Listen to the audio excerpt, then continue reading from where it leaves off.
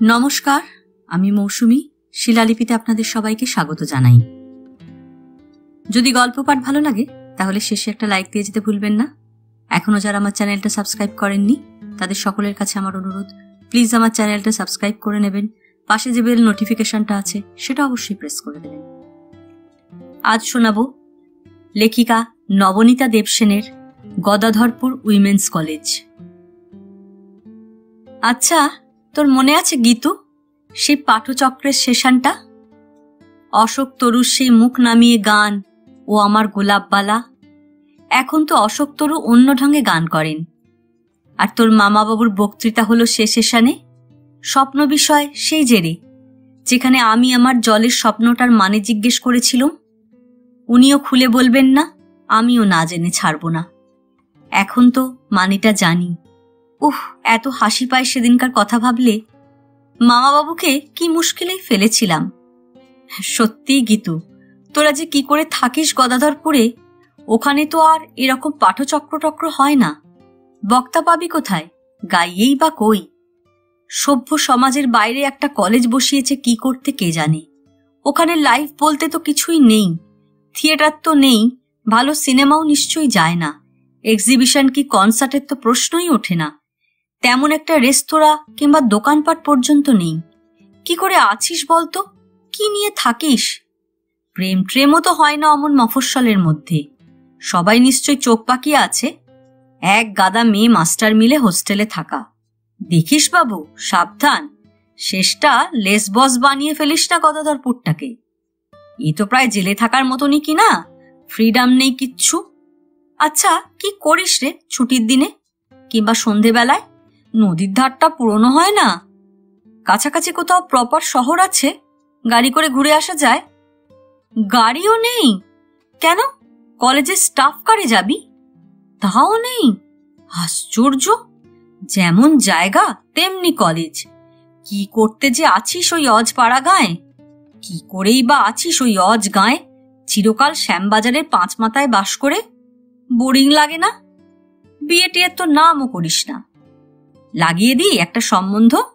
আমার এক ভাসুর ফিরছেন বিদেশ থেকে, একটু বয়স্তা এডুকেটেড মেয়ে চান, নিজেও বহুকাল একাডেমিক লাইনেই ছিলেন, তোর সঙ্গে বেশ মানাবে। না মশাই, অত মুচকি হাসির কিছুই নেই। 32 তো পার হলো, এবার আর কবে বিয়েটা করবি শুনি? চিরটা কাল কেবল গেঁয়ো গাধাগুলোকে পিটিয়ে গরু বানালেই চলবে? গদাধরপুরে মানুষ থাকে, ওটা কি একটা লাইফ হলো গীতু?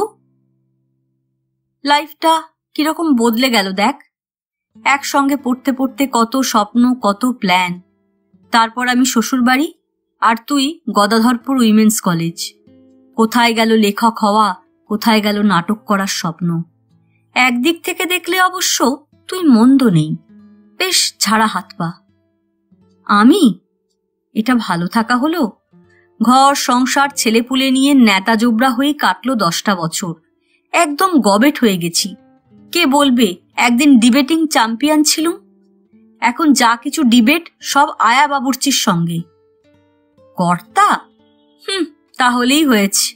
তার সঙ্গে আমার দেখাটা হচ্ছে কোথায় যে ডিবেট করব?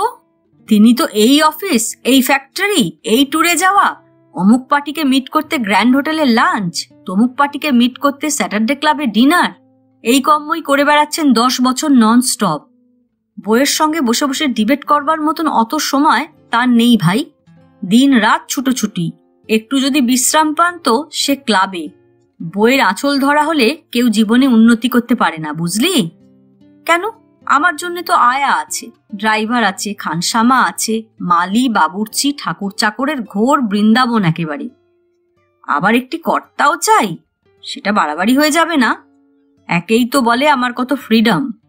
যখন খুশি বেরো, যেখানে খুশি যাও, যা খুশি কেনাকাটা করো, শ্বশুর শাশুড়ি দেওর ননদ কেউ ঘাড়ে নেই, যে যার সে তার। সব রকম সুযোগ সুবিধে রয়েছে, হাই সোসাইটির কানেকশনস রয়েছে, কত নেমন্তন্ন, কত পার্টি। আমার মুখে নালিশ শোভা পায় না ভাই। পায়? তুই বল। ব্যাপারটা কি জানিস? ছোটবেলায় পড়েছিলি না, দোয়াত আছে কালি নেই? আমার সংসারটা হচ্ছে ঠিক তাই। হাসছিস?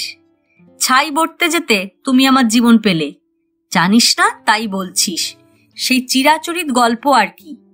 এ সকল ক্ষেত্রে নিয়ম হচ্ছে বউদের হয় কোনো প্রেমিক জোগাড় করে পালিয়ে যাওয়া, নয়তো ভাগ্নে টাগ্নে কিংবা ড্রাইভার টাইভারের সঙ্গে লুকিয়ে চুরিয়ে প্রেম করা।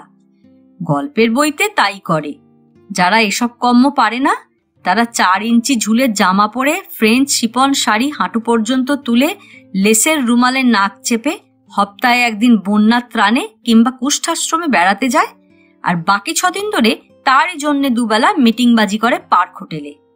আর বাকিরা হয় দুপুরবেলা ক্লাবে গিয়ে অন্য গিন্নিদের সঙ্গে তাস খেলে আর জিন খায়, নয়তো আমার মতন খুঁজে খুঁজে পুরনো বন্ধুদের বের করে তুতিয়ে পাতিয়ে আড্ডা দিয়ে সময় ভরাতে চায়। আজকাল অবশ্য বুটিক খোলার একটা রেওয়াজ হয়েছে, উপরি রোজগারও, সময়টাও কাটে।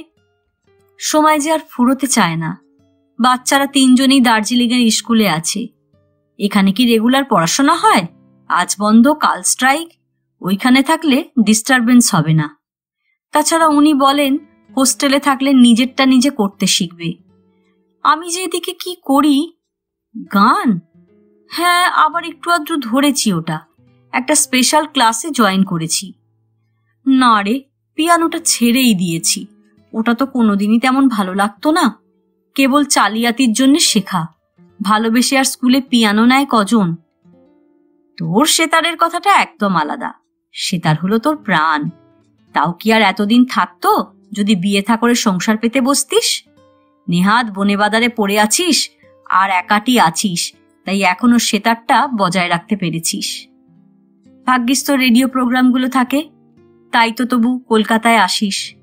নইলে কে আর পারতো বলো গদাধরপুরে গিয়ে তোমার সঙ্গে যোগাযোগ টিকিয়ে রাখতে? অমন একটা god for second place. Radio? Absurd কথা বলিস না। আমি গাইব কি? আমার গান কি লোক সমাজে বের করার মতন? ওই সময় কাটাতে গিয়ে নিজের মনে যা একটু গুনগুন করা। তোমার সেতারের সঙ্গে তার তুলনা হয়? আমি তো ভাই কোনোদিনই অরিন্দমদার মতন গাইতে পারতুম না। আচ্ছা, তোর অরিন্দমের কথা মনে পড়ে গীতু? সত্যি কি গলায় ছিল ছেলেটার, না রে? এখন তো আর রেডিওতে প্রোগ্রাম করে না। কত বড় পোস্টে কাজ করছে আইটিসিতে, ব্যুরোক্র্যাট হয়ে গেছে, পুরোপুরি বক্সওয়ালা বড় সাহেব, আমার কর্তা যেমন। অথচ দেখ অরিন্দমের চেয়ে কত নিরেশ গাইতেন উমাদি। অরিন্দম যখন এ ক্লাস আর্টিস্ট, উমাদি বিতে। চর্চার গুণে সেই উমাদিরও এলপি বেরিয়ে গেল। গানের লাইনটাই যে ছেড়ে দিল অরিন্দম। জুনিয়র এক্সিকিউটিভ পরীক্ষায় অত ভালো রেজাল্ট করল কিনা। এখন তো তিনি সিনিয়র এক্সিকিউটিভ। ভালো চাকরিটা পেয়েই মস্ত ক্ষতি হয়ে গেল ওর। হাসছিস তুই? ভালো চাকরি পেলে বুঝি লোকেদের ক্ষতি হয় না? খুব হয়। কত যে ক্ষতি হয় তা যার ভালো চাকরি নেই সে কখনো বুঝবে না। বেকারি যেমন, বড় চাকরিও তেমনি। কি করে যে মানুষকে নষ্ট করে ফেলে তা তো দেখতেও পাও না। সে অন্যরকম সর্বনাশ। অরিন্দম যদি ওই চাকরিটা না পেত, আমি ঠিক জানি এখন মস্ত বড় গাইয়ে হতো। কোনটা বেশি ভালো হতো ভাব। গীতু, তোর মনে আছে সেবার রবীন্দ্র জয়ন্তীতে উমাদি আর অরিন্দমের গান সোনার হরিণ চাই? অপূর্ব হয়েছিল না? অরিন্দমের চিরসখা তোর মনে পড়ে গীতু? উমাদির বোধহয় অরিন্দমের প্রতি একটা উইকনেস ছিল। উমাদির সেই বন্ধু রহ রহ সাথে আমি কোনোদিনই ভুলব না। আমাদের সেই হেঁটে হেঁটে ফেরা, সায়েন্স কলেজ থেকে অরিন্দমকে তুলে নিয়ে সন্ধ্যাবেলায় বালিগঞ্জের ফাঁকা ফাঁকা রাস্তা দিয়ে পাঠচক্রের রিহার্সালের পরে। মনে পড়ে গীতু কি করে হাঁটতুম রে অত? চৌরঙ্গিতে এসে ট্রাম ধরে শ্যামবাজার। এখন তো একদম হাঁটতেই পারি না। তুই এখনো পারিস? তুই যে রোগা আছিস তাই। আচ্ছা, আমরা দুজনেই অরিন্দমের গান অত ভালোবাসতুম, অথচ হিংসে হিংসিত ছিল না। রেজাল্ট বেরোনোর পরে গঙ্গার ধারে সেই সন্ধেটা মনে পড়ে? অরিন্দমের আমার এ পদ গাওয়া আর তোর আমার কান্না। মনে পড়ে তোর কি রাগ আমার ওপরে অরিন্দমকে যখন আমি না বললুম। আচ্ছা, তুই অত খেপে গেলি কেন বলতো? কি আশ্চর্য একটা বন্ধুত্ব হয়েছিল আমাদের 3 জনের। বেচারি উমাদি আমাদের 3 জনকেই হিংসা করতেন। উফ, আবার সেই পুরনো প্রশ্ন। অন্তত 200 বার তো তোকে বলেছি কেন অরিন্দমকে না বললুম। তোমারও তো ইচ্ছে ছিল, তো তুমি নিজেই কেন বিয়ে করলে না বাপু তাকে? বাহ, আমাদের জুড়ি মিলেছিল না ছাই, ওটা তোর একটা ফিক্সেশন। এই 10 বছর বাদেও একই কথা বলবি? কেন ওকে বিয়ে করলুম না? কেন আবার? আমার ব্যারিস্টার বাবাটি অমন কেরানি বাপের গাইয়ে ছেলেকে পাত্র বলেই মানতেন না। আমাদের সঙ্গে ওদের বাড়ির অবস্থা মিলত না। আমি একভাবে মানুষ, ওরা অন্যভাবে। কখনো তো আর ও পরীক্ষাটি দেয়নিও। কি করে জানবো বল যে 2 বছর যেতে না যেতেই অরিন্দমের এতখানি অবস্থা পাল্টাবে? যখন ও চাকরিটা পেল ততদিনে তো আমার বিয়ে হয়েই গেছে। অরিন্দম কিন্তু মাত্র গেল বছরে বিয়ে করল, দিল্লিতে, পাঞ্জাবি বউ, শুনেছি নাকি খুব সুন্দরী। তুই দেখেছিস? না, আমিও দেখিনি, অরিন্দমকেই দেখিনি। সেই আমার বিয়ের রাত্রিরই শেষ সাক্ষাৎ। ও কখনো আমাদের বাড়িতে আসেনি। আমার কর্তাকে তো সেভাবে মিটই করেনি। করলে অবশ্য জমতো ভালো। কথাটা কি জানিস, ও যদি গানই ছেড়ে দিল তাহলে ওকে বিয়ে করলেই বা কি তফাৎটা হতো? এই একই হতো। আমার কর্তারও যেমনি, অরিন্দমেরও নিঘাত তেমনি। Office, factory, lunch, dinner, tour, programme, club, cocktail, দেখতিস ঠিক সেই একই লাইফ হতো আমার। বরং কষ্ট আরেকটু বাড়ত। কেবলই মনে হতো গান ছিল, গান নেই। একটা ব্যুরোক্র্যাটের সঙ্গে আর একটা তফাৎ একখানা কাস্টম মেড মার্সিডিজ গাড়ির সঙ্গে আরেকখানার যা, অর্থাৎ শূন্য, নীল। ধ্যাত, সম্মান করব না কেন? নিজের স্বামী বলে কথা। সম্মান টম্মান সবই করি। তবে কি জানিস, ওদের ওই জান প্রাণ দিয়ে কেরিয়ার গড়াটাতে কেমন যেন ঘেন্না ধরে গেছে ভাই। ওদের এয়ার কন্ডিশনড অফিসের চেয়ার টেবিলগুলো যেমন ফ্যাশনেবল আর কমফোর্টেবল, ওদের লাইফগুলোও তাই।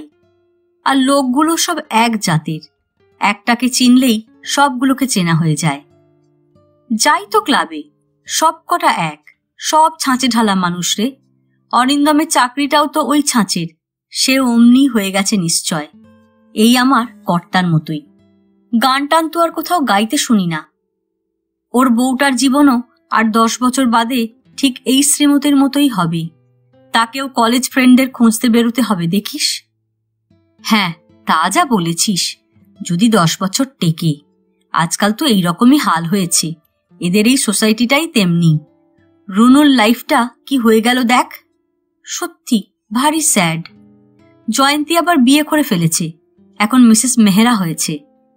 রুনুটা ওরকম পারবে বলে মনে হয় না। ও বিয়ে পড়তে ভর্তি হয়েছে শুনলাম। হ্যাঁ রে গীতু, তোদের ওখানে ফিলোসফিতে কোনো ভ্যাকেন্সি নেই? আমি কিন্তু ইন্টারেস্টেড। বাচ্চাদের তো দার্জিলিংয়ে পাঠিয়েছি। এখন আমার কাছে আলিপুরও যা, গদাধরপুরও তাই। এটাও কি একটা লাইফ হলো? হয় ভীষণ হেকটিক, আর নয়তো বোরিং। বরং তোদের ওখানটাই বেশি রিফ্রেশিং হবে। আমার বায়োডাটা তো তুই জানিস গীতু।